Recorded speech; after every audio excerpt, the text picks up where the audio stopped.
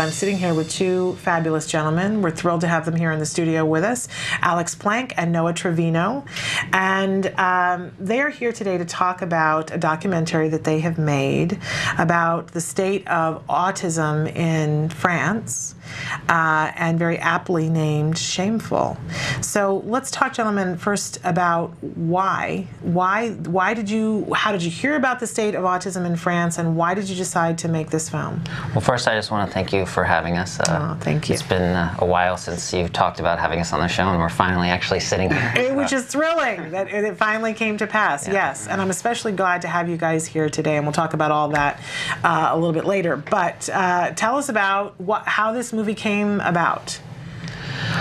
Basically, we had heard about the issue of autism because of an article in the news. We were actually mentioned by Steve Edelson. Mm-hmm. Steve Silberman's a friend of mine who's a writer. Okay. Two Steves. Actually, I accidentally texted Steve Edelson when I was trying to text Steve Silberman last night. But that has nothing to do with it. Okay. So Steve Edelson, director of the Autism Research Institute, actually mentioned it to us. I think he brought it up to you at a dinner at one point. Yeah, I had mentioned to him that we wanted to do more international issues, and he said, "Oh, well, do you know about France?" And, you know, I'm still kind of new to this community, and I said no, I had no idea what's going on there, and he told me, well, let me break it down for you, and I have to be honest, you know, I'm not new to this community. We've been, I think my son was diagnosed 7 years ago, and I had not heard anything about it in France, what was going on in France. So what kinds of things was he telling you about that were going on? Basically, children with autism are being tortured. There's this technique that they call le pack, and that is translated to mean packing. What they do is they wrap the naked autistic child in frozen wet sheets that were, you know, in a freezer, and they put them there in these sheets that they wrap them like a mummy. You know, everything but their mouth, generally, so they can breathe, is covered tightly, and it's a very traumatic thing. And they do this for 45 minutes, and you know, the kids can get hypothermia, and I believe I heard that someone died from it.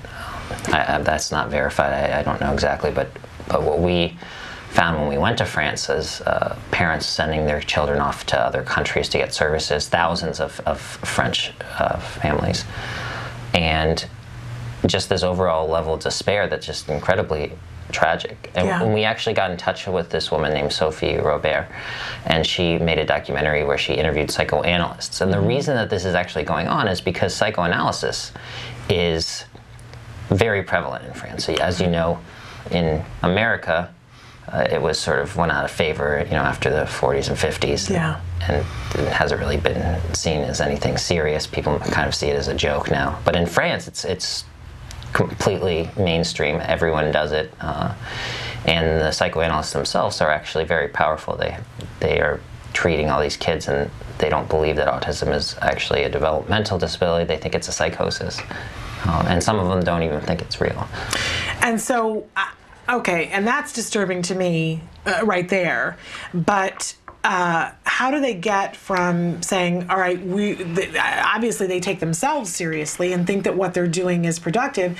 How can they be getting away with this? Is there anything scientific that they're pointing to of how this might be beneficial to a child? No, not at all. In fact, what they believe is that it doesn't matter whether or not the psychoanalysis works or what they are doing works. What matters is what they believe, and their view of reality is what doesn't exist. And they have all this sort of weird psychobabble stuff that doesn't have any logic or follow any sort of scientific basis. It's a lot of people that we talk to described it as a cult, and I would tend to agree with that. And the parents then are buying into this because they're not forcing the child to do this, but the parent is agreeing to let the child do this. The parent doesn't usually know. In fact, they only found out that packing existed because a child from one of the nonprofits that exists in France it was undergoing the treatment without the parents' consent, and everyone that we talked to whose child underwent packing did not know. One of the families interviewed in the film actually found out about packing because their son was going to a school, and this news segment on a French television channel actually covered packing, and oddly enough, they sort of made it seem like it's this, really nice treatment where they're helping these kids. And obviously, the parents, when they saw it, they were freaked out. Yeah. And they asked their child if he had. So families are sending their children to a school. And is this a special school that they're going to, or a typical public school kind of situation? Well, I mean, technically, by law, they're supposed to be allowed to be in public schools. However, it's by the discretion of the teacher. And for the most part, the teachers don't let them be integrated in normal classrooms. So they're either forced to go to day hospitals, which are psychiatric wards for children.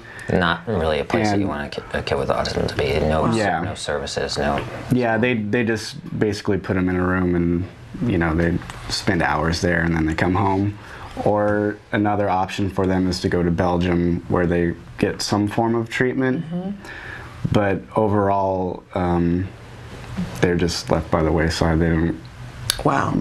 And so at some of these schools, that's when they're doing the packing, and the parents aren't necessarily. The packing's being under, yes, the packing happens at the day hospitals, and 80% of, there was a survey conducted by Autism in France, and they found that 80% of children with autism were not going to school at all, and that the ones who did were going maybe an hour, a couple hours a week, if that. Okay, so is the parent thinking the child's going to school, and once they get to school, the school sends them to the day hospital, or does the parent know that they're going to the day hospital? They know they're going there, but they're kind of assuming that there's some educational aspect? Yeah, something productive going on, and usually for the most part, there's nothing productive about what's going on in these hospitals.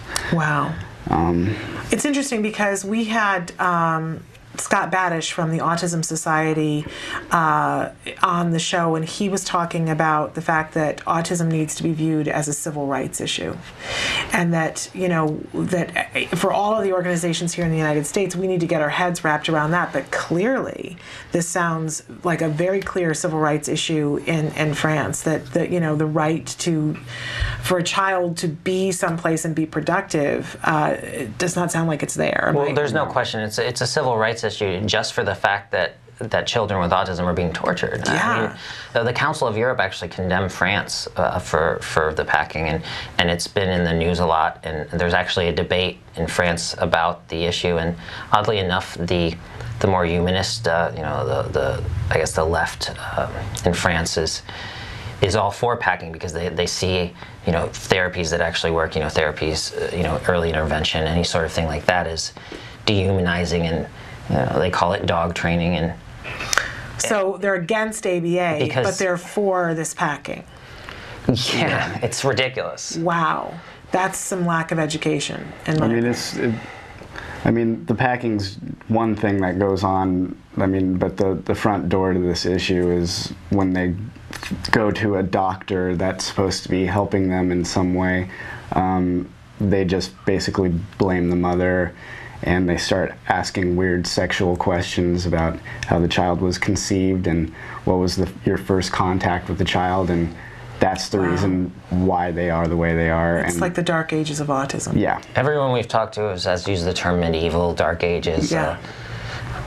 It's horrible what's going on. Yeah. We actually, I started a nonprofit talking about the rights issue called Autism Rights Watch with this guy named David Hertemann, who's an activist in France, and we're working on trying to do various things in not only France, but places in the U.S. where kids are being denied access to school sometimes. I mean, because while generally most kids get to go to school, there are schools that kick kids with autism out because of, and sometimes it's because the kid's getting bullied and it's causing a disruption. It's not the kid's fault, it's the other kid's fault, but they're kicking the kid with autism out because, and so we're going around and, trying to bring awareness about all these different issues around the world. Well, I'm really excited that you guys are here, and we're going to talk more about this. And because honestly, you say this is in the news. I have not heard this, and I think of myself as being somebody who's fairly plugged in. So I'm glad that we're here and we're talking about this and letting more people know about it. I want to pause for a second and show the trailer to your film, so we can take a look at this really amazing documentary called Shameful. So let's take a look at the trailer. I had a son who had the Asperger's syndrome. When you have a son who is different, but you don't know why he's different, you just know that you have a son that's very different from everybody else, then you don't understand. Why is he acting differently? So you go to see psychiatrists to ask for help. Instead of giving you help, they tell you that you're just a mother who is too possessive, or etc., etc., etc. I realized what they were telling me wasn't adapted to my son, and I wasn't the mother they were saying that I was. And I became very angry because I had seen so many specialists and who just talked about anything. He had no help and I had no help too, and if you don't have any help, things get worse. And my son eventually committed suicide.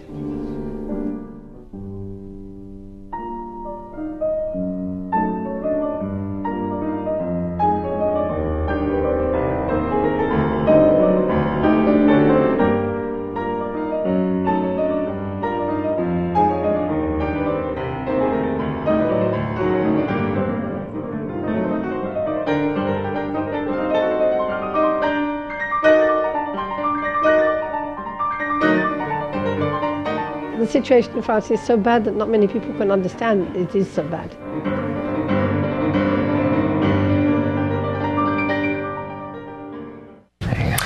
Welcome back. I just wanted to, that was the trailer. I did want to say that it does say fall, despite the fact that it's past fall and it hasn't come out yet. I mean, doing a movie, especially a feature-length documentary, is an incredibly long process. The editing in of itself is, can take years and years, and we fortunately were able to do it within less than a year. Pretty much. Yeah. It's been so amazing, and I just have to say, really beautiful, this juxtaposition of here are all these lovely romantic images of France, but done, in black and white, so that it's, this idea that we all have of France, with the voiceover of this mom talking about how atrocious this is, and her son eventually committed suicide, and then to see the tears. I mean, it's really very emotional and very beautiful, and it has the look of an art film, is the entire thing that way, and I love this whole black and white, but the flag and color is really lovely. Yeah, the film itself is in color, but I mean, I would definitely say that it still isn't the same style in an artistic. And so the film is not yet out. And at what point? Because I know people are going to want to know, how can I see this? One of the first things they're going to say is, how can I see this? Where can I see this? And what can I do? You guys, we were just talking about this before the show started, about how when stuff stinks and it's just everything appears to be in the toilet, the thing that I've learned over the years is find what you can do. You can't fix everything. There's a whole lot of stuff you can't do, but find what you can do. And so now that I have this knowledge that this is what's going on in France, and I'm sure I'm not alone, I want to know, what can I do? And I would imagine that helping you to get this film seen by more people is part of what you can do and what you're trying to do. Is that pretty accurate? Yeah. I mean, as far as how they can see it, we don't have a definite answer for that yet. Okay. It will definitely be available soon. Okay. For people to purchase, and possibly, depending on how we're able to deliver it, also streaming online, maybe through Amazon or Netflix. And we will keep you guys posted about that, as you'll let us know how people can see it, because obviously, people need to know about this. It's amazing how many people I tell this to who are just completely shocked, and you would think that more people would want to hear about this. You'd think that this would be a bigger issue. You'd think that there would be more in the news about it. Even though it's in France, this is an issue that affects everyone in the world. Absolutely. Autism. And when there's one country doing that, it doesn't matter, what nationality you are. You have, the rights as a human being not to be tortured in that way, not to be denied access to any sort of education when everyone else is getting it. And I really hope that this film will be seen by millions of people. Obviously, that's pretty far-reaching to think that many people would see a film. That. I'm good with it. It's a good number for me, Alex. I think that's exactly it needs to be seen by millions of people, because something has to change.